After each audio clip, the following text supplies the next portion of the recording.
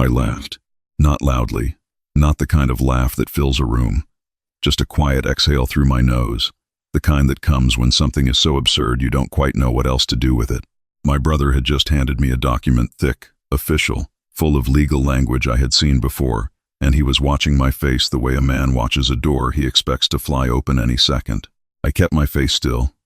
I folded the document once, twice, slipped it into the inside pocket of my jacket, and said, "Thank you, Richard." He blinked. That was not the reaction he had prepared for. That moment was a Tuesday in October.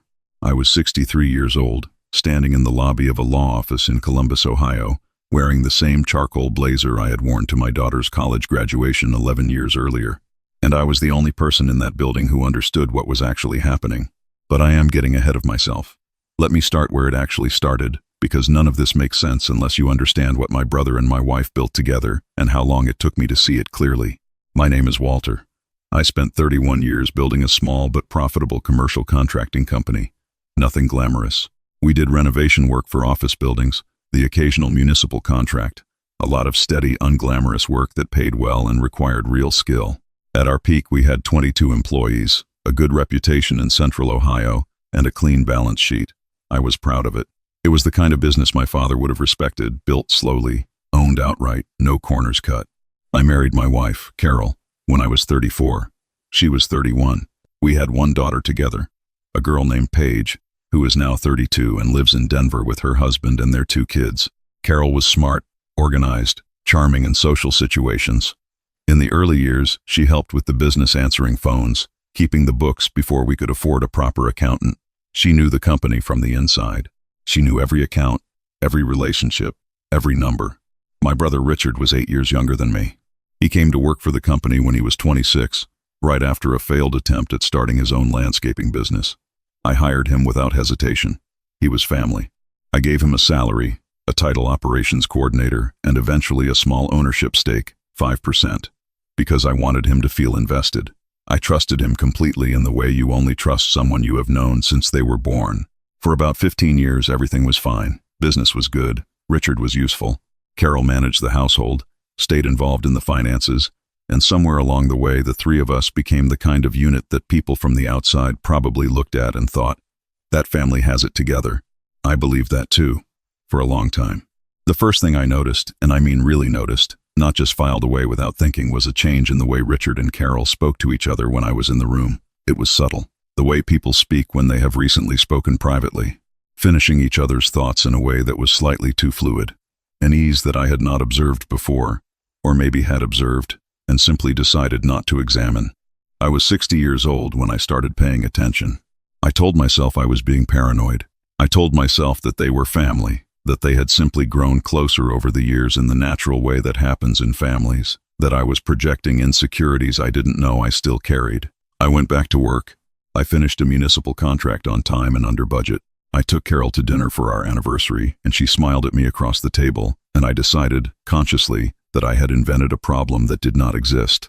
Then one evening in March, I came home 3 hours earlier than expected. A client meeting had been canceled. I had not called ahead because I wanted to stop at the store and surprise Carol with groceries for a dinner I intended to cook myself, something I used to do when we were young and had less money and more time. I was standing in the kitchen putting vegetables away when I heard Carol's voice from upstairs, low and familiar, and then I heard my brother's voice answering her. I did not move for approximately 30 seconds. I stood at the kitchen counter with a bunch of carrots in my hand, listening to the rhythm of their voices. I could not make out words. I did not need to. There is a particular quality to the way 2 people speak when they believe they are alone and safe, and what I heard from upstairs had that quality in a way that 2 people discussing household business or family logistics do not. I put the carrots down on the counter. I picked up my keys from the hook by the door. I walked back to my car, drove to a parking lot 2 blocks away, and sat there for 45 minutes. When I came home the second time, Richard's truck was gone. Carol was downstairs starting dinner. She said his name once, casually, mentioned he had stopped by to drop off some paperwork. Her voice was steady. Her hands moved easily around the kitchen. She was a very good liar. And the recognition of that, the specific, cold recognition that I was watching someone I had known for nearly 30 years and realizing I had never fully known them at all, was one of the loneliest feelings I have ever experienced. I said nothing. I smiled and said something about being hungry, and she laughed, and we had dinner, and I spent the entire meal thinking with a clarity I had not felt in years. In the weeks that followed, I began paying a different kind of attention, not the anxious, emotional attention of a man looking for proof to confirm his fears, something colder and more deliberate. I started reviewing the company financials in detail, not just the summaries I had been relying on, but the actual accounts, line by line. I am not a forensic accountant, but I built that business from zero, and I know what its numbers are supposed to look like. What I found did not happen all at once. It was a pattern that emerged slowly, the way a shape becomes visible in a photograph when you look long enough. Small transfers, consistently below reporting thresholds. Vendor payments to a company I did not recognize. A consulting invoice paid quarterly to an LLC I had never authorized. The LLC, when I ran it down through public records, had been registered 18 months earlier. The registered agent was a name I did not know, but the address on the filing was a property my brother had purchased 2 years ago. I sat with that information for 2 days before I did anything with it. Then I called an attorney. Not the attorney I had used for the business for the past decade. A different one, a woman named Patricia, who came recommended by a friend of mine who had been through his own difficult divorce, and who had a reputation for being thorough in a way that made opposing counsel uncomfortable. I met her on a Wednesday morning at 7:30, before her other appointments. I brought everything I had found. I told her everything I suspected. She listened without interrupting. When I finished, she was quiet for a moment, looking at the documents I had laid out on her conference table, and then she looked at me and said, "How long have you known?" "A few months," I said. "Maybe longer if I'm being honest with myself." She nodded. "Okay," she said. "Here is what we are going to do." What followed was 6 months of the most deliberate, disciplined work of my life. And I say that as a man who spent 3 decades in a business that required patience and precision. Patricia guided me through every step. We documented the financial irregularities. We had the LLC traced. We discovered that the money flowing out of my company, roughly $240,000 over approximately 3 years, had been passed through the LLC and used to purchase 2 investment properties. The properties were held jointly between my brother and my wife. I went to see my personal physician that fall and asked him to run a full health screening. My blood pressure was high. He adjusted my medication.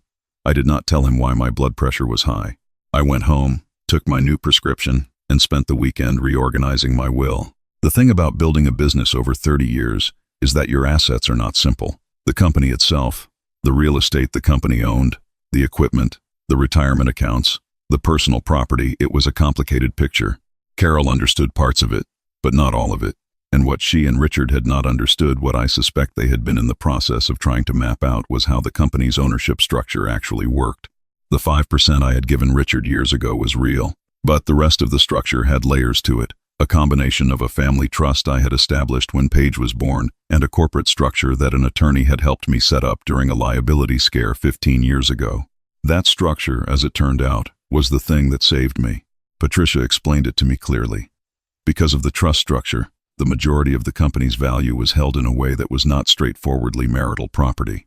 Carol was a beneficiary of the trust in certain circumstances, but the company itself was not simply an asset to be divided.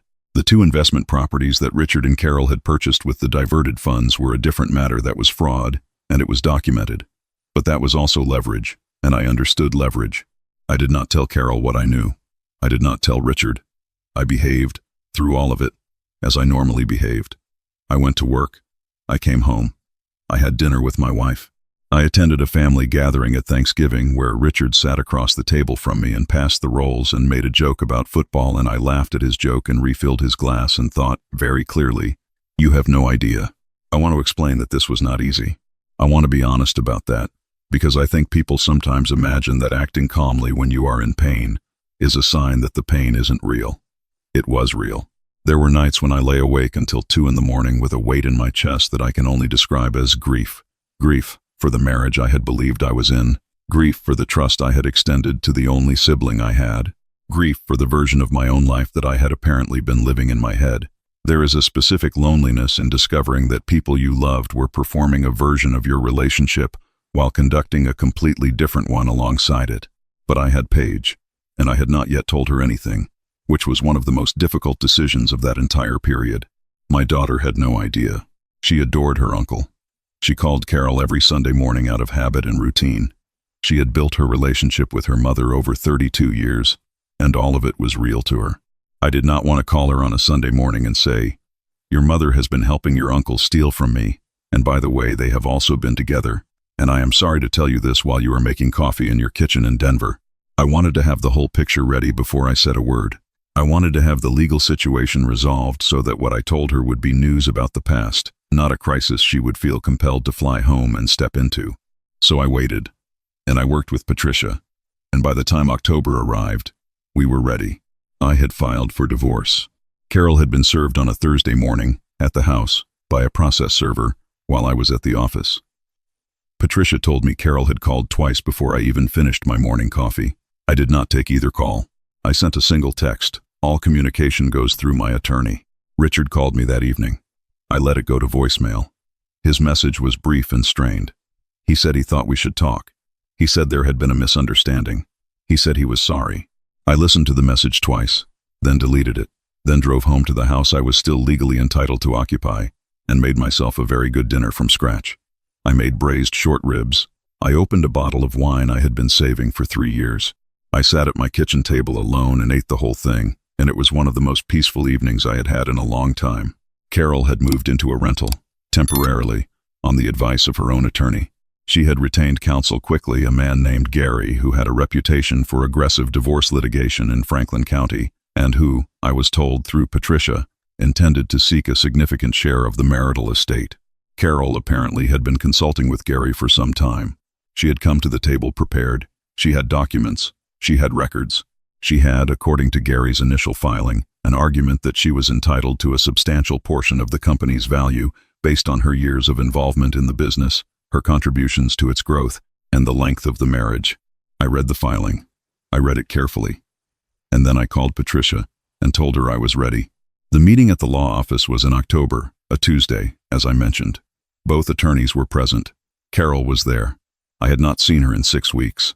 She looked composed, well-dressed, the way she always looked in situations that required performance. Gary had prepared a proposed settlement document. That was the document my brother handed to me, I should clarify. Richard was there as a support for Carol, which was a choice both of them made apparently without fully thinking through what it communicated. He handed me the summary sheet because he was standing closest to me when I walked in, and because, I believe, he wanted to see my face when I read the number. The document proposed that Carol receive 60% of all marital assets, including what Gary had valued as the company's market worth. The rationale was her years of contribution, her age, she was 61, and what the filing described as the disruption to her financial future. I read the number. I folded the paper. I put it in my pocket. I laughed. Richard had expected anger. Carol had braced herself. Gary was watching me with the careful professional attention of a man who has learned to read rooms quickly. Patricia simply opened her briefcase. What followed was 2.5 hours of the most specific and methodical conversation I have sat through in my life, and I include in that comparison every contract negotiation I ever conducted over 30 years of business. Patricia laid it out piece by piece. The trust structure, which placed the majority of the company's value outside the definition of standard marital property. The corporate records, which documented the existence of Richard's LLC and the pattern of transfers. The paper trail connecting Carol to the properties purchased through that LLC. The fact that those properties, the 2 investment properties held jointly between my wife and my brother, were now the subject of a separate civil proceeding for fraudulent conversion of company funds.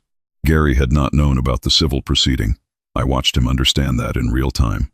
He asked for a recess. Carol leaned over and whispered something to him. Richard had gone very still in his chair against the wall. During the recess, I stood by the window and looked at the street below. It was a cool October day, the kind with flat gray light that makes Columbus look like a painting of itself. I thought about the first office I ever rented, a single room above a hardware store on the east side, before I had enough employees to justify real space. I thought about the morning Paige was born, how I had driven to the hospital so fast I forgot to lock the car. I thought about 31 years of early mornings and late calls and decisions made carefully or poorly and corrected over time.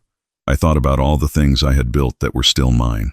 When Gary came back, the number had changed significantly. The final settlement, which was signed 8 weeks later after continued negotiation, gave Carol a fair but accurate portion of the genuinely marital assets the equity in the family home, a portion of the retirement accounts accumulated during the marriage. She received nothing from the company, which the court agreed was largely trust-held and predated the marital estate in its foundational structure. The two investment properties became part of the civil settlement, which was resolved separately and resulted in a judgment against both Carol and Richard, requiring restitution of the diverted funds, with interest. Richard's 5% stake in the company was addressed through a buyout provision that had existed in the original shareholder agreement, one he had signed years ago, and, based on the events of that fall, had either forgotten about or hoped I had. I had not forgotten. I called Paige the evening after the first law office meeting. Not the night of. I waited until I was home and settled and had eaten and sat with it for a few hours, because I wanted to be steady when I told her. I did not want to be crying, and I did not want her to feel that she needed to manage my emotions while processing her own. She answered on the second ring. She said, "Hi, Dad," in the easy way she always says it, and I could hear her kids somewhere in the background. I said, "Hey, sweetheart, I need to talk to you about some things. It's going to be hard to hear. I want you to know before I start that I am okay, and I am going to be okay, and you do not need to jump on a plane." She was quiet for a second.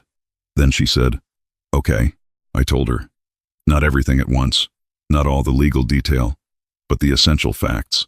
Her mother, her uncle, the company money, the divorce. I told it to her as plainly and honestly as I could, and I did not editorialize, because she was going to have her own feelings about all of it, and they were hers to have. She was quiet for a long time when I finished. I could still hear her kids in the background. Then she said, "How long have you known?" "Since March," I said. "And you handled all of this alone?" "I had a very good attorney," I said. She laughed a little, in spite of herself. It was the best sound I had heard in months. She flew to Columbus 3 weeks later, not because I asked her to, but because she said she wanted to. We spent a long weekend together. We cooked. We went for a long walk on Saturday along the river, the two of us, with the leaves already most of the way down, and the path quiet. She asked me questions, and I answered them.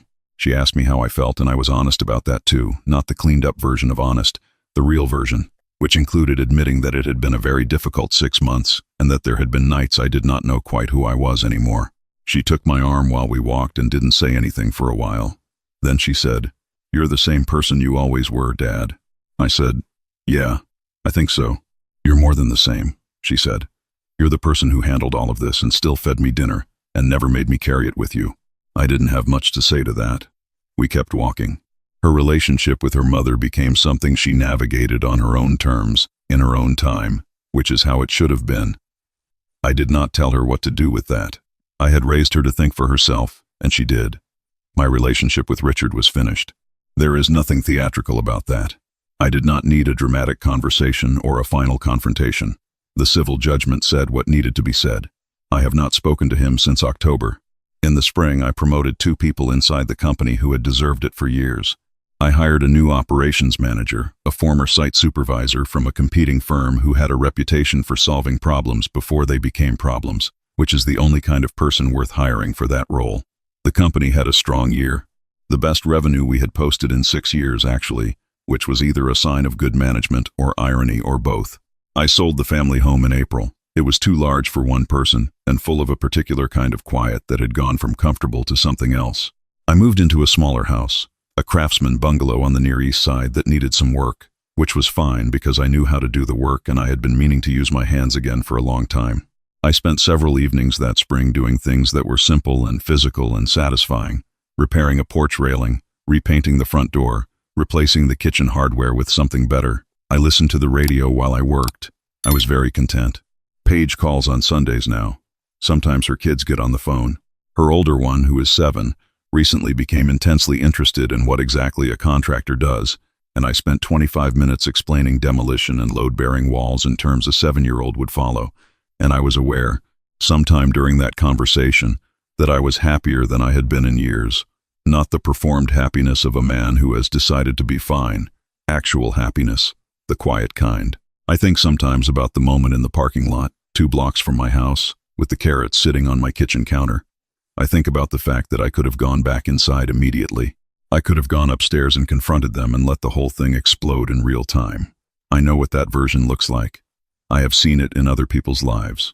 It is loud And it is fast, and it changes everything immediately, which feels satisfying for about 48 hours, and then becomes the story of how you blew up your own life. What I chose instead was patience. Not the passive kind, not the kind that comes from fear or avoidance. The deliberate kind. The kind that requires you to sit with real pain and not let it make decisions for you. The kind that says, I will understand this fully before I respond to it. I will protect what matters before I confront what hurt me. I was not flawless. There were moments I handled poorly. I should have found a way to tell Paige sooner, and I own that. There were nights that were harder than I let on to anyone. There were mornings when I started the coffee and stood in my kitchen in the early gray light and felt the loneliness of the whole thing settle on me like weather. But I had built something over 30 years. A business, yes, but also a way of operating, the belief that the right result comes from clear thinking applied over time, not from the most powerful immediate reaction. I had applied that to contracts and crews and clients for 3 decades. When it mattered most, I applied it to my own life. I think that is what my father would have said if he were still around to say anything. Not that I was clever, not that I won, just that I was a man who thought before he acted, who protected what was his, and who got back to work when it was over. I am 64 years old now. I run my company. I have a good daughter. I have a porch railing I repaired myself that is going to outlast everything else on that street. There is not much more to want than that. The most powerful thing Walter did wasn't moving money or hiring the right attorney. It was choosing to think before he acted, even when every part of him was hurting. He protected his daughter by staying steady. He protected his life's work by staying quiet. And when it was all over, he didn't celebrate his victory. He repaired a porch railing and answered his granddaughter's questions about walls. That's what dignity actually looks like. A small note to our listeners.